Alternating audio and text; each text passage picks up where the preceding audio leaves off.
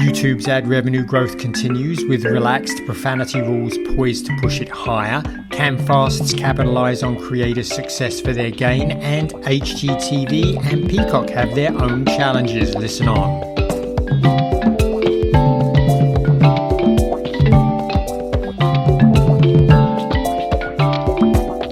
Welcome to this week's edition of Inside the Stream. This is Will Richmond from Video News, and Colin Dixon was there at the top from Endscreen Media. Hey, Colin, how are you? I'm good, thank you, Will. I've had a lot to be paying attention to this week in the news. There was a lot of stories floating around, and we're recording this morning on Thursday, and Comcast just also dropped their results, and we'll get to those in a little bit. But we're going to start somewhere a little bit different, right? Well, we're going to start with YouTube, which we did not get a chance to talk about last week, and we wanted to just make sure we did not miss that story because of note, ad revenue at YouTube was up another 13% in the second quarter to $9.8 billion. That was actually ahead of the forecast that Alphabet had shared for YouTube, which was $9.6 billion. And that, I think, suggests that we may see the first $40 billion calendar year in ad revenue for YouTube this year, depending upon how Q4 comes in, because that 9.8 was really strong. And no doubt Q4 seasonally, of course, is the biggest quarter. So strong results from YouTube. Just a couple other things rounding out from the earnings call. We all, of course, know that Nielsen, the gauge, has been showing YouTube overall viewing share on TVs increasing up to 12.8% in June of 2025. Alphabet executives also said that YouTube Shorts are now doing about 200 million daily views, and that creators are earning as much revenue per hour on Shorts as they do in traditional YouTube. And part of the benefit, apparently, of Shorts is that they call that as the feed-based nature. It just creates more ad opportunities. I think also of note was that they said that retail in CTV has grown strongly this past quarter, primarily due to the integration of QR codes, which have have increased the conversion potential of YouTube ads, something that retail clients really like.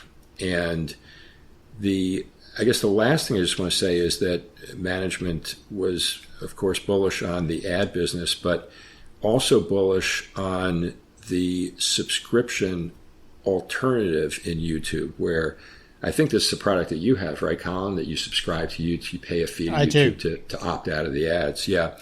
So they were just noting how strongly the subscription business has been for YouTube. And I just want to share a quick personal anecdote that I do not subscribe to the ad-free tier within YouTube. And I may be imagining things, but I feel like the ad load in the ad-supported tier of YouTube, the free tier, that the ad load has noticeably increased in the last month or so. And I could be completely imagining it. I have no idea.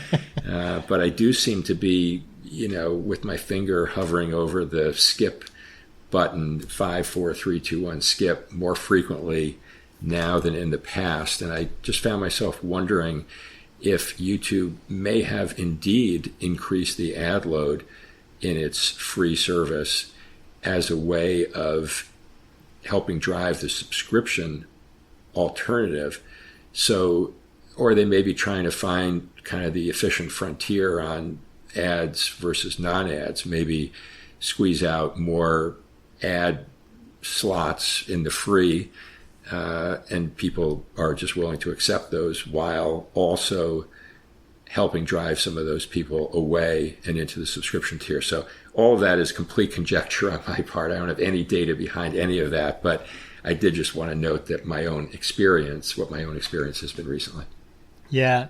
I can tell you that for me, not watching with ads is kind of pivotal. It's just such a much better experience. Mm-hmm. One change that they are making, which I don't know how I feel about, is that they've had limits on monetization on content that uses profanity in the first little bit of the video. Typically between anything below 15 seconds, if they use profanity in that area, they were limited in their monetization options. And YouTube is now relaxing that. They originally brought in the limits to sort of mirror traditional TV standards, to make advertisers feel more comfortable that their content wouldn't be appearing right by a cuss word. And apparently they're not doing that anymore. Anybody that uses swear words in the first 7 seconds now, or 7 to 15 seconds, they're going to receive full monetization. So I don't know how I feel about that. Bearing in mind I don't see ads on YouTube, I think it probably won't affect me very much. As I say, I'm sort of on the fence. I don't like hearing the profanity, and users and creators that use a lot of profanity are not usually watched by me or my partner. And I suppose if they use profanity in the first 7 seconds, we just get an early warning that they're going to use a lot, and we can skip quicker. So I don't know how I feel about that. I'm not sure how the advertisers feel about this. Maybe they're pretty happy with it. I guess YouTube has checked with the advertisers that they'd be happy advertising against that. Well, I'll just continue my conjecture, Colin, to say that I think it's probably likely that creators who use a profanity, particularly the F-bomb, in the first 7 seconds probably don't create content that would be targeted to you anyway. Well, is that a fair conjecture? I think that's probably true. The only other thing I'll note about this is that it's not just in the US where YouTube has been such a smash, particularly on TV. It is a smash in the UK too. It's doing extremely well. There was news this week coming from Ofcom, that's the media regulator in the UK. They issue a number of reports, and they've just issued their Media Nations report. And they're reporting that now YouTube is now the second most watched service in the UK. And it's the first time it's gone ahead of one of the two main public service broadcasters, ITV. Now it is consuming more minutes of people's viewing time than ITV. Only the BBC beats it. And in some age groups, it's number one. So in young adults, 16 to 34, and kids 4 to 15, YouTube is the most watched service, and in 2024, I should say, accounting for 22% of video viewing for the former and 28% for the latter. So that's 28% for the 4 to 15s and 22% for the 16 to 34s. And Netflix is second in that group, with TikTok third, and the BBC coming up fourth behind those. But overall, as I say, the BBC is still number one in the UK. If you take all age groups together, it's accounting for 19% of viewing. But now YouTube has snuck into that second spot. So as I say, not just in the US where YouTube is creeping up the TV rankings, it's in the UK too, and I suspect probably in a bunch of other countries as well. Right. Of course, we know that YouTube is a global phenomenon, and that it's probably fair to conjecture that the more freely that F-bombs can be used in the first 7 seconds, the more viewership there will be on YouTube, the more monetization there will be for those creators, the more content there will be with F-bombs being dropped. So a little bit of a virtuous cycle, I think, that YouTube is in related to F-bombs and monetization and viewership for young people, don't you think? I think so. Yeah. But anyway, that sort of brings us on to our second story this week. And that is that Samsung TV Plus is really making a big play for creators. They're not the only one that's doing this. But one of the problems that I think a lot of the FAST services have is that there's not a lot of differentiation between the services. They're pretty much all fishing in the same pond for content. They're licensing legacy TV content a lot of times, or rather not licensing, they're partnering with those providers to create channels and bring channels to their viewers. And in some cases, they're licensing. I know Samsung has a whole bunch of their own branded channels, and they're licensing old TV content for those channels. Well, what that means is that one FAST service ends up looking pretty much the same as another.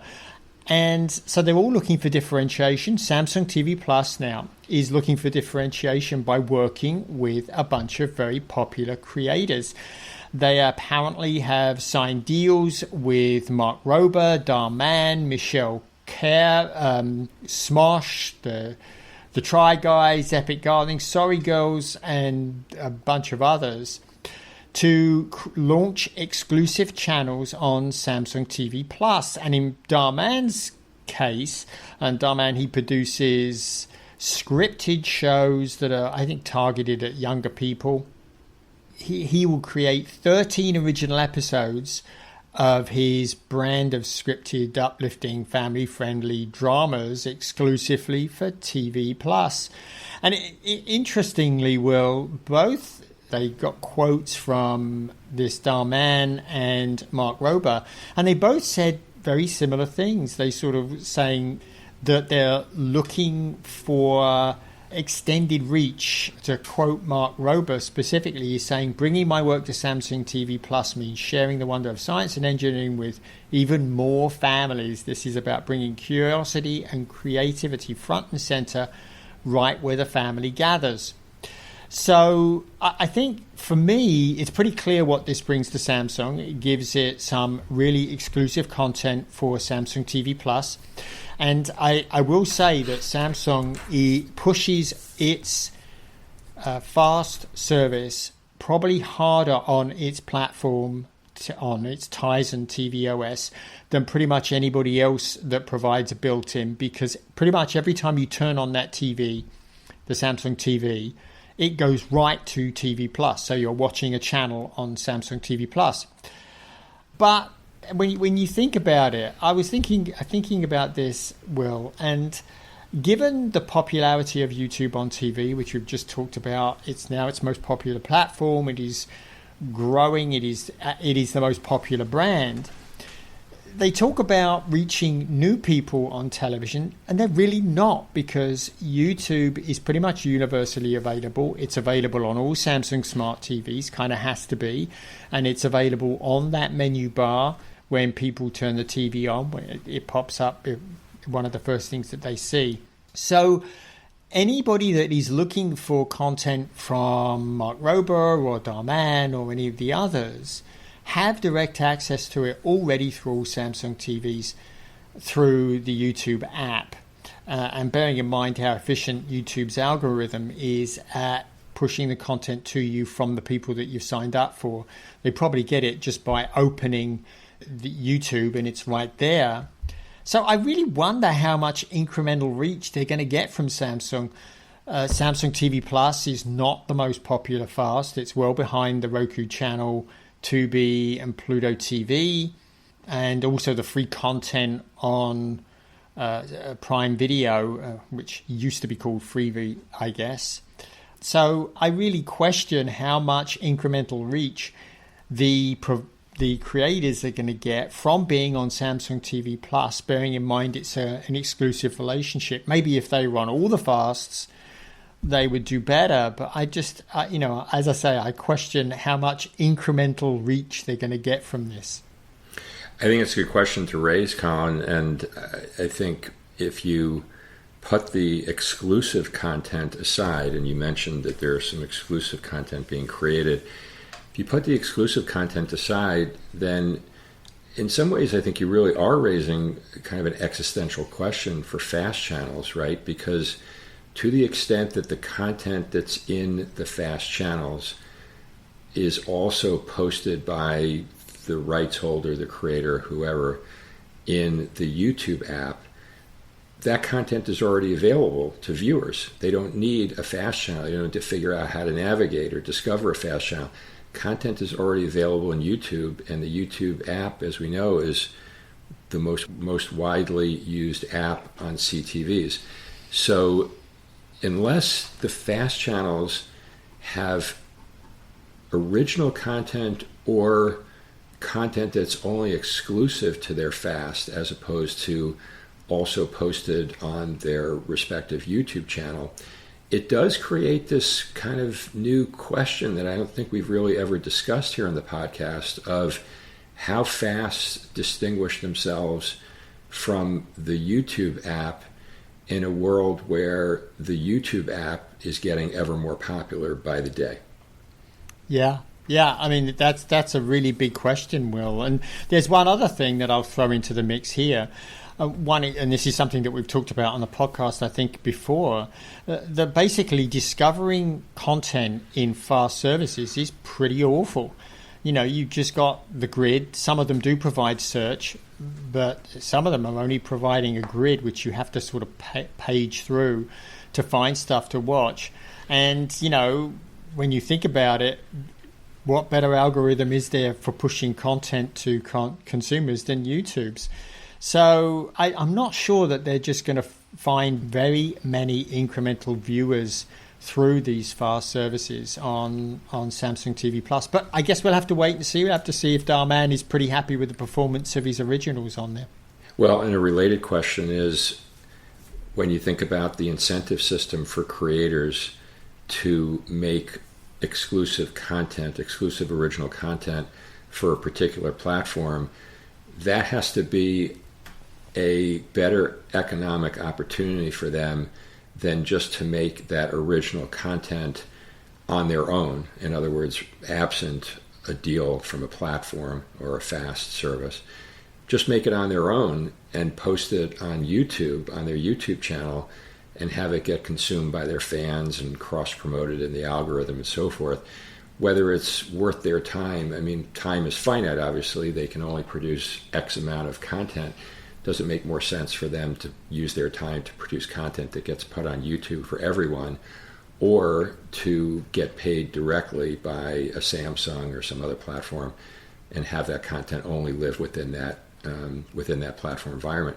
I think that's a really interesting question for creators, because there are two very different sets of math, I think, involved, right? If you're Samsung, you're only going to pay up to a certain level for original content because there's only so much usage of that original content, which in turn drives other benefits, whether that's driving more ads or selling more TVs or premium service, what have you. There's only X number of revenue opportunities for Samsung. They're only going to pay up to an economic level. So that's sort of the cap, if you will, for the creator.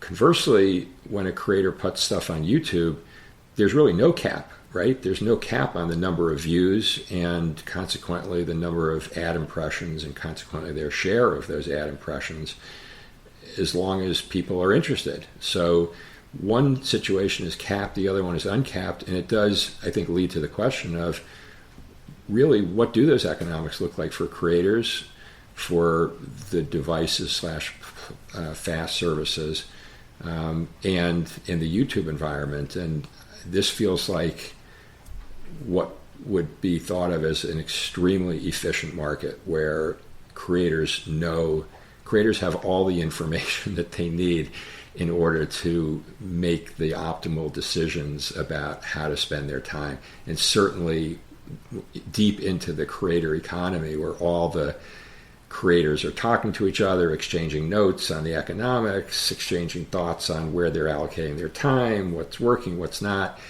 That makes those decisions ever more efficient. So we'll wait and see how these exclusive content deals go for the Samsungs and for the Rokus and everybody else in the world, whether they have the staying power or whether YouTube is going to swamp them all.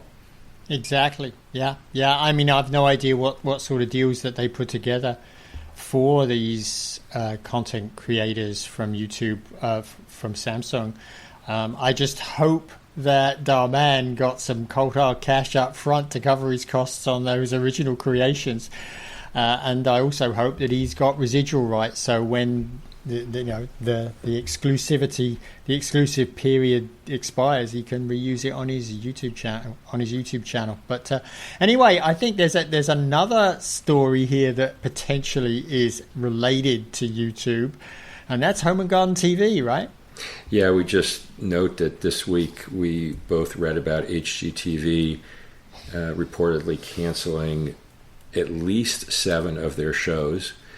And that would mean that, again, trying to drive cost savings. We know that Warner Brothers Discovery, as part of the upcoming company split, is looking to save money any way that they possibly can to improve the P&L of both of those companies that are in public companies, of course. So apparently these shows, these renovation shows, can cost up to $500,000 per episode, and there can be all kinds of delays involved. Again, post-COVID has aggravated supply chains, all that stuff that we all know about.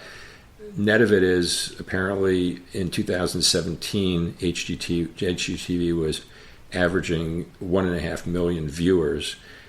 Flash forward 7 years, 2024, that was cut in half. Viewership was now at 773,000 on average. And part of it is, of course, related to cord cutting. We know that's happening. But part of it also is related to the fact that there's just so much more competitive supply out there. And we know that Netflix has moved into the home and lifestyle space. Roku has, of course, YouTube. Getting back to our prior point, YouTube is awash in this type of content. So the kind of exclusivity that HGTV had for so many years in this category on the dial, if you will, in cable TV, satellite telco, that de facto monopoly has melted away in the streaming age, and it's now really impacting HGTV's viewership and its results and its financial situation. So this is just another example of the so many that we've talked about on this podcast, where essentially internet economics are plowing into legacy businesses. And one thing we know we can take to the bank every day and Sunday is that internet economics wins every single time. Internet economics plows legacy economics into the ground. It's happened in every single category. Name the category and it's happened. And we see it now happening in lifestyle, home and lifestyle TV. We sure do. And I identified this particular genre as being very vulnerable to the internet effect, Will. One of the things, if you think about it, for an advertiser like Kohler, who was very active in sponsoring those shows, working with Home and Garden TV to reach their audiences when they were renovating their kitchens and bathrooms, which is typically where Kohler is really interested. Home and Garden TV was the place to be, right? If you were that type of advertiser. Well, you have a ton of options now, and you can reach that audience. You can reach audiences, I think, in some respects, better on YouTube than you can on television. Where do people go when they're doing home renovation projects now? They go on YouTube to find people that are doing that type of renovation. And there's tons of places to look. I mean, you mentioned the home renovation shows are very expensive for home garden TV to produce. Well, go take a look on YouTube. There's Perkins Builder Brothers. They've been producing videos of them building and renovating homes, Home Reno Division, DIY, Krista McGowan. And of course, there's a whole bunch of home and garden TV stuff as well on YouTube. So they're kind of cannibalizing themselves by putting that content up there and earning incremental ad revenue. So as you say, a very, very vulnerable category, and I believe we'll continue to see strong erosion of that. And they have to get the economics right to match what it's worth in the marketplace, and it's obviously worth less now than it was 10, 15 years ago. It's going to be a challenge for them. Anyway, we only have a few minutes left, but we didn't want to leave the podcast today without a quick recap of Peacock results, which came out earlier today, and you've got that one. It's a sort of mixed message for Peacock. Back in Q1, Comcast did a deal with Charter to make Peacock, the advertising, the lowest priced advertising version, available for free to Charter subscribers. And they immediately recognized 5 million. I'm assuming pretty much all of those came from Charter. They had a 5 million increase in subscribers to 41 million from 36 between Q4 2024 and Q1 2025. Well, in Q2, they didn't add any subscribers. It's still 41 million. And they are making progress towards profitability. There's no question about that. Revenue is pretty much flat from Q1 at 1.23 billion. Expenses came down to 1.3 billion. So you can hear they're only about 100 million shy on a quarterly basis now of profitability. So that's all to the good. But I mentioned that they added 5 million subscribers, which I think all came from Charter. And the evidence is in the numbers. Well, revenue did not increase at all between Q4 2024 and Q1 2025 and Q2 2025. It's been pretty much flat. So if they've been paying subscribers that they could really recognize revenue against, you'd see that revenue number go up, but it hasn't. So they've been dilutive. Now, that said, I suppose it is to be applauded that they still managed to maintain 41 million subscribers in what is often a down quarter, which is Q2 2025, when people start heading outdoors and start watching TV a lot less. So I would say mixed results. But the good news for Peacock there is they continue to make progress towards profitability. Those are all fair points, Colin, and we'll certainly be keeping a close eye on what Peacock subs look like going forward, because of course they just raised the rates by $3 per month, and so that will no doubt lead some subscribers to reevaluate the value proposition.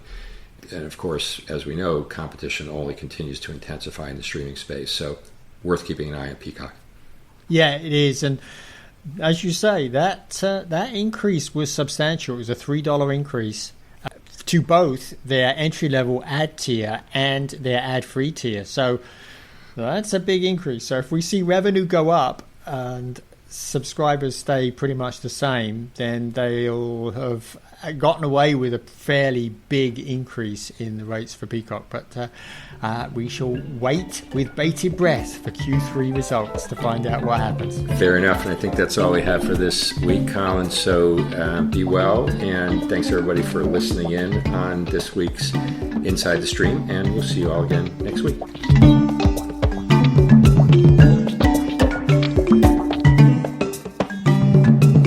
Inside the Stream is a production of In-Screen Media and Video News, all rights reserved.